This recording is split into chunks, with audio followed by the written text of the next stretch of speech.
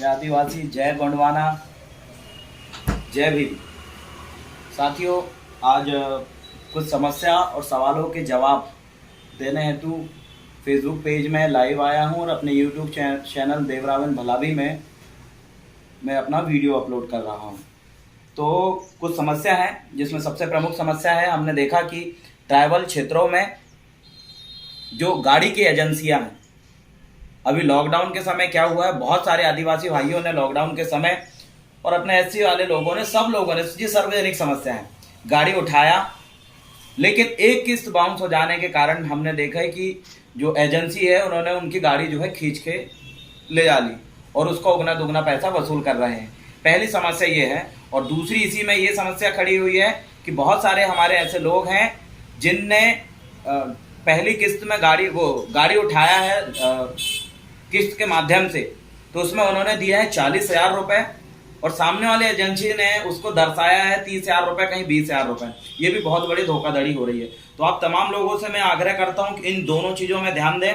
आप अगर कहीं पर भी गाड़ी लेने के लिए जाते हो और वहां पर कितना पैसा पेड कर रहे हो उसका पूरा लिखित रूप में आप डॉक्यूमेंट्री करवाएं।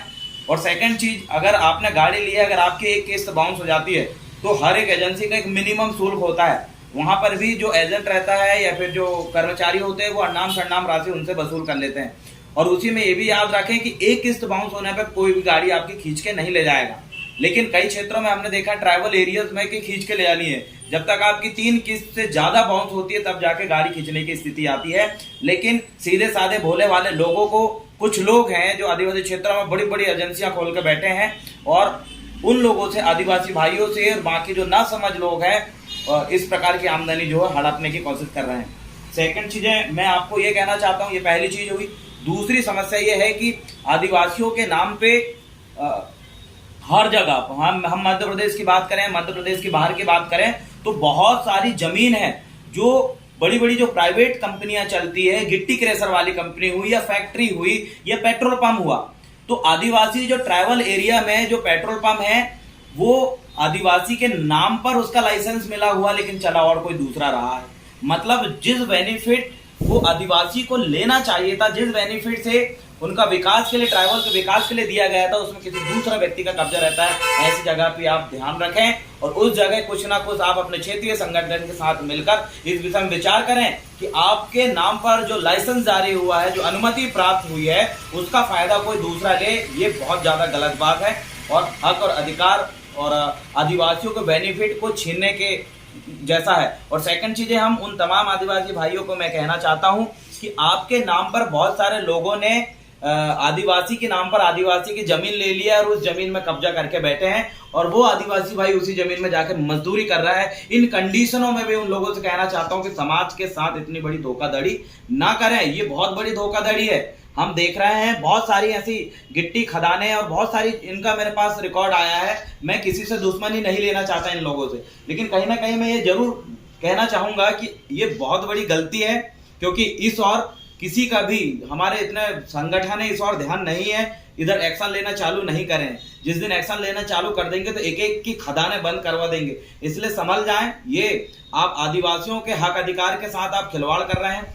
उनके नाम पर जमीन लेके कई लोगों ने, बहुत बड़े बड़े नेता लोग भी हैं, कुछ लोग जिन लोगों ने ये सब आदिवासी के नाम पे आदिवासी जमीन लेकर उनको धमका के रखे कि अगर कभी ओवर बना ये कर देंगे, तो गरीब धमके हुए आदिवासी भाई उनकी बात में आ जाते हैं। तो ये भी है और ये मुख्यतः समस्या है। और तीसरी समस्या मैं ये जरूर कहना चाहता हूं कि आदिवासी क्षेत्रों में जो नौकरियां कर रहे हैं ऐसे लोगों पर भी ध्यान दें। हमने आज ही एक लेटर हमने देखा था, कल भी आया था, कोई शुक्ला करके, जिनने एससी का प्रमाण पत्र बनाकर उसने जो सिविल सर्विसेज में बढ़िया जॉब उसको मिल गई, उसके रैंक, रोल नंबर, ये सारी चीजें देखें तो जनरल कास्ट का व्यक्ति है और उसने एससी के नाम पे जॉब कर लिया। ऐसी धोखाधड़ी भी हो रही है जिसमें आदिवासी के नाम पर या एससी के नाम पर आरक्षण का फायदा दूसरे लोग ले रहे हैं। ऐसे सैकड़ों लोग हैं। इन लोगों के भी आप लिस्ट बनाएं। अगर आपके पते में है, अगर इस और आपका ध्यान नहीं है, तो मैं आप तमाम सामाजिक संगठन का, कार्यकर्ताओं का इस और ध्यान आकर्षित करना चाहता हूं कि इन चीजों में भी हमें ध्यान देना है। और अगली चीज मैं आपको ये बताना चाहता हूं कि आप किसी भी संगठन का अगर विस्तार कर रहे हैं तो सिर्फ नियुक्ति पत्र देकर विस्तार ना करें, वैचारिक रूप से विस्तार करने की कोशिश करें, ताकि हमारा हर एक व्यक्ति मजबूत हो सके, वो हर चीज जान सके। क्योंकि विचारों के रूप में अगर हमसे जुड़ गया तो वो कहीं भी जाएगा, हम जिस उद्देश्य में सोचते हैं, हम जिस और समाज को ले जाना चाहते हैं, उस और वो जाएगा। इसलिए इस विषय में भी ध्यान रखें कि नियुक्ति पत्र से ज्वाइन होना ये अलग बात है। बहुत सारे लोगों ने मुझे बताया कि सर हम आपको बुलाना चाहते हैं, आपके क्षेत्र में आपके संगठन का गठन करना चाहते हैं। मैंने कई लोगों को ये समझाने की कोशिश किया हूँ, संगठन मायने नहीं रखता, मायने रखते हैं विचार, मायने रखते हैं किस समुदाय से हैं आप, वो समुदाय। अगर कोई भी संगठन का व्यक्ति, कोई भी आदिवासी व्यक्ति, क्योंकि मैं अधिकतर ट्राइबल कल्चर, ट्राइबल राइट्स को लेकर हम लोग जानते हैं, आदिवासियों के हक अधिकार और सामाजिक व्यवस्था को लेकर हम लोग पढ़ रहे हैं, और जितना हमसे बन रहा है हम अपनी जिम्मेदारी बखूबी निभाने की कोशिश कर रहे हैं, समझाने की कोशिश कर रहे हैं। जहां तक कि मेरा सवाल है, तो मेरा एक यह मानना है कि जितना मुझे पता है तो मेरा जो टाइम बचता है, उस टाइम में मुझे जितना पता है उतना मेरे समाज को उस चीज की जानकारी देना, ये मेरा अधिकार बनता है। अगर जितना पता है उतना, तो आप लोगों से भी निवेदन करना चाहता हूं, आपको जितना पता है, जितना आप जानते हैं, उतना आप अपने जिस भी क्षेत्र में आप रहते हो उस क्षेत्र में लोगों के साथ बैठ के विचार मंथन करना चालू रखें। क्योंकि बहुत सारे बुद्धिजीवी लोग हैं जिनका बहुत कुछ जानते हैं, लेकिन आज तक वो बैठना भी पसंद नहीं करते। बोलते हैं कि यार हम लोगों को राजनीति कर रहे हैं करके लोग बोलेंगे, ये कर रहे हैं करके बोलेंगे। भाई समाज में बैठक करना कोई राजनीति नहीं है। तो मैं आप तमाम लोगों से कहना चाहता हूं कि आप किसी भी संगठन से हो, आप ये बिल्कुल ना लाएं कि मैं गोंडवाना स्टूडेंट यूनियन से है तो अब मेरे साथ आप नहीं बैठेंगे क्योंकि मैं छात्रों के लिए बल लड़ता हूं। ये बात नहीं, हम सभी अपने समाज के सभी आदिवासी समुदाय के सभी लोगों के साथ, एसटी के लोगों के साथ, ओबीसी वालों के साथ हम वैचारिक रूप से बैठकर विचार मंथन करने वाले लोग हैं। हम सभी की सामाजिक व्यवस्था को जानने समझने वाले लोग हैं, और हम लगातार पढ़ते रहेंगे, सीखते रहेंगे, और जितना हमसे बनता है हम लोगों को समझाते रहेंगे। और मैं फिर से यही बात दोहरा रहा हूं इस टॉपिक में कि आप नियुक्ति पत्र देकर जोड़ना मायने नहीं रखता, विचारों के माध्यम से जोड़ना मायने रखता है। इंसान जागेगा, विचार खुलेगा, सभी क्षेत्रों में वो अगर समझेगा तो स्वाभाविक सी बात है विचारों की क्रांति बहुत बड़ी क्रांति होती है। और बहुत बड़े बड़े आंदोलन जो चले हैं वो अगर चले हैं तो विचारों के माध्यम से चले हैं। और आप तमाम आंदोलनों के तमाम विचारधाराओं पे अगर आप पढ़ेंगे, समझेंगे, तो उन विचारधाराओं से इतना बड़ा परिवर्तन और बहुत तेजी से परिवर्तन आता है। वर्तमान समय में हमारे ट्राइबल कल्चर या ट्राइबल जो यूथ है, एकदम से इतना बड़ा मूवमेंट इसलिए आया है क्योंकि हमारे विचार मजबूत हुए हैं। हम एक दूसरे से विचार बहुत आसानी से आज के समय में साझा कर ले रहे हैं। हमारे पास गूगल मीट है, जूम एप्स है, फेसबुक, यूट्यूब के माध्यम से हम आसानी से हम विचार जान ले रहे हैं। इस वजह से भी स्पीड से परिवर्तन आया है, क्योंकि विचारों का परिवर्तन बहुत बड़ी क्रांति का प्रतीक है। विचारों का परिवर्तन और वैचारिक जो आंदोलन होता है वो बहुत बड़ा और मजबूत आंदोलन होता है। इसलिए हम तमाम लोगों को एक मजबूत और वास्तविक प्रगतिवादी विचारधारा में मिलकर जुलकर हमें आगे बढ़ना पड़ेगा। क्योंकि साथियों, हम प्रकृति के रक्षक हैं, हम प्रकृति के बारे में सोचते हैं, क्योंकि प्रकृति ने हमें इतना कुछ दी है, इस सृष्टि ने इतना कुछ दी है, तो स्वाभाविक सी बात है प्रकृति के प्राकृतिक संसाधनों से लेकर प्रकृति का संतुलन बनाना हमारा सर्वप्रथम कर्तव्य है। तो और इसी के साथ साथ मैं ये जरूर कहना चाहूंगा कि बड़ी बड़ी कंपनियां 5वीं अनुसूचित क्षेत्र में डैम बना रही है, सरकार के आगे आड़े लाकर डैम बनाने की बात करी, वनों के सौंदर्यकरण का बात कर रही है। तो ऐसे लोगों का भी मैं आप तमाम लोगों को चाहूंगा कि आप खुल के विरोध करें, क्योंकि हम देख रहे हैं कि अभी चावल पानी जो क्षेत्र है तामिया का और होशंगाबाद और छिंदवाड़ा जिला के बीच में जो 5वीं अनुसूचित क्षेत्र है, उस क्षेत्र में डैम बनाकर वहां के आदिवासियों को भगाने की कोशिश किया जा रहा है। क्योंकि 5वीं अनुसूची की आवाज हर एक आदिवासी युवा पूरी ताकत के साथ आंदोलन करते हुए, मंचों के माध्यम से धारते हुए, कैडर लेते हुए 5वीं अनुसूची की जो बात है वो कहने लगा है, समझने लगा। इसलिए सरकार जो है, जहां तक कि ये चाह रही है कि ये जो युवा साथी है, ये आदिवासी जो युवा है, अपने हक अधिकार और 5वीं अनुसूची की बात कर रहे हैं, या तो उनको ये लागू करना पड़ेगा। अगर वो इसके विरोधी हैं, अगर 5वीं अनुसूची की सरकार विरोधी है, तो कहीं ना कहीं वो इस 5वीं अनुसूचित क्षेत्र को ही खत्म कर देगी। जब 5वीं अनुसूचित क्षेत्र ही नहीं रहेगा तो कहां से 5वीं अनुसूची लागू होगी? ये बहुत बड़ी बात है। बहुत सारे हमारे संविधान के ज्ञाता, ट्राइबल राइट्स को लेकर लड़ने वाले बहुत सारे बुद्धिजीवी लोगों के कुछ ऐसे पर्टिकुलर संगठन प्रशिक्षण शिविर चल रहे हैं। आप तमाम युवाओं से निवेदन करना चाहता हूं कि पढ़ना और प्रशिक्षण शिविर अटेंड करना चालू रखें। मैं वक्त में समय समय पे बहुत सारे लोग मेरी मदद करते रहते हैं। जैसे मैं श्रुति संस्था का धन्यवाद देना चाहता हूं, सामाजिक परिवर्तनशाला के माध्यम से जो ट्राइबल राइट्स को लेकर युवाओं को बोलना, लिखना, पढ़ना, न्यूज पत्रिका से लेकर कैसे अखबार लिखते हैं, वो ज्ञापन कैसे लिखते हैं, आंदोलन कैसे करते हैं, तमाम चीज सिखाते हैं। ऐसे अमित भाई और बहुत सारे, उनका श्रुति संस्था को भी धन्यवाद करना चाहूंगा। राजकुमार सिन्हा जी हैं, बरगी बांध आंदोलन जो करते हैं, उनके माध्यम से भी लगातार हमें वन अधिकार और ट्राइबल राइट्स को लेकर जानने को मिलता रहता है। और ऐसे बहुत सारे लोग हैं, आराधना भार्गव है जो ट्राइबल राइट्स को लेकर दीदी लड़ती है, जो हमारे ट्राइबल क्षेत्रों में माछावाड़ा डैम से लेकर उन्हें जो आंदोलन करे। तो ऐसे बहुत सारे लोग हैं जिनको हमको जो कॉन्स्टिट्यूशनल हमारे जो राइट्स है, जो प्रशिक्षण वो जो देते हैं, जो हमें जो जानकारी नहीं है, ऐसी जानकारी प्रशिक्षणों के माध्यम से आप लेते रहें, विचार करें, मंथन करें, विश्लेषण करें, उसके बाद उस चीज को अपने जीवन में अमल करें। तो सभी युवा साथियों का ध्यान मैं इधर भी आकर्षित करना चाहता हूं कि आप पढ़ें, क्योंकि मैं भी अपना खाली समय जो रहता है सुबह शाम का 1 घंटा 1.5 घंटे है, उस समय में मैं बहुत सारी किताबें निकाल कर मैं पढ़ता रहता हूं। तो आप तमाम लोगों से भी मैं आग्रह करता हूं कि प्रशिक्षण शिविर ज्यादा से ज्यादा लें, प्रशिक्षण शिविर अटेंड करें, किसी भी माध्यम से, ऑनलाइन के माध्यम से या फिर ऑफलाइन के माध्यम, जिस भी माध्यम से आप कर सकें, क्योंकि आपको और हमें अब मजबूत होना है। अगर हमें दुनिया की मुख्य धारा में आना है, अगर हमें भी अपने जल जंगल जमीन को बचाते हुए अपने लोगों को व्यापार के क्षेत्र में, राजनीति के क्षेत्र में, शिक्षा के क्षेत्र में, खेलों के क्षेत्र में, हर एक क्षेत्र में अगर हमें आगे बढ़ना है, तो हमें सबसे पहले तमाम चीजों के बारे में प्रशिक्षण लेना पड़ेगा। ट्राइबल डिपार्टमेंट में ऐसे बहुत सारे अधिकारी कर्मचारी जुड़े हुए हैं, जो हमारा बहुत पैसा आता है, लेकिन कहीं ना कहीं जो है उस पैसे का ऊपर ही नेता लोग अपनी हिस्सेदारी फिक्स करके बैठे हैं। तो इसको लेकर भी मैं लगातार अभी ITI के बारे में पढ़ रहा हूं। आप तमाम युवा साथी भी राइट टू इन्फॉर्मेशन, सूचना का अधिकार, उसके बारे में पढ़ें और जगह जगह जितना ज्यादा हो सके आप RTI लगाएं, क्योंकि RTI लगाने की शुरुआत मैं भी कर रहा हूं।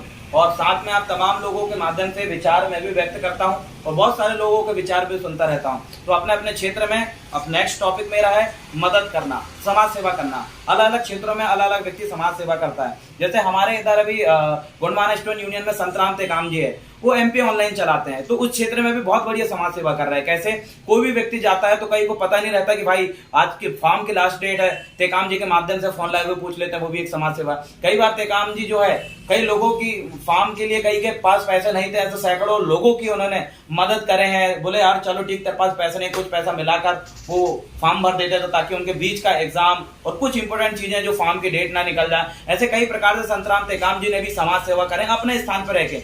वैसे हमारे भवानी उइके जी हैं, जो हमारे कई बार पोस्टर बैनर हमें एडिट करना नहीं आता, तो वो हमारी मदद करते हैं। तो उस स्थान पर रह के भी जो सामाजिक आंदोलन रहते हैं, सामाजिक आंदोलन का प्रचार प्रसार के लिए हम बैनर एडिटिंग और बहुत सारे काम रहते हैं जो हमें नहीं बनता, तो हम भवानी भाई से करवाते हैं। तो वो भी अपने स्थान पे समाज सेवा कर रहे हैं। बहुत सारे सरकारी अधिकारी कर्मचारी हैं जो बहुत सारी चीजें, हम जो गलतियां करते हैं उन गलतियों को टोकते हैं, बताते हैं कि आप यहाँ ये गलती कर रहे हो, और लगातार वो हमें किसी न किसी के माध्यम से हमें बहुत सारी चीजें समझाने की, पढ़ने की और सिखाने की कोशिश करते हैं। वो भी अपने स्थान पे समाज सेवा कर रहे हैं। बहुत सारे ऐसे व्यापारी भाई बंधु हैं जो हम कई बार आंदोलन और यहाँ वहां जाने के लिए हमें दिक्कत चली जाती है, तो वो कई बार जो व्यापारी भाई लोग हैं जो सक्षम है अपने घर से, वो भी अपना जितना भी सहयोग हो वो करता रहता है, वो भी अपने स्थान पे समाज सेवा कर रहा है। मतलब आप जिस काम में लगे हो, जिस जगह आप हो, वहां पर रह के आप अपने समुदाय के प्रति अपनी एक जो जिम्मेदारी होती है कि निभाने की, वो जिम्मेदारी आप अपने स्थान पे रहकर अपने काम को करते हुए निभा सकते हैं। और हम सभी क्षेत्रों में एक्टिव रहेंगे।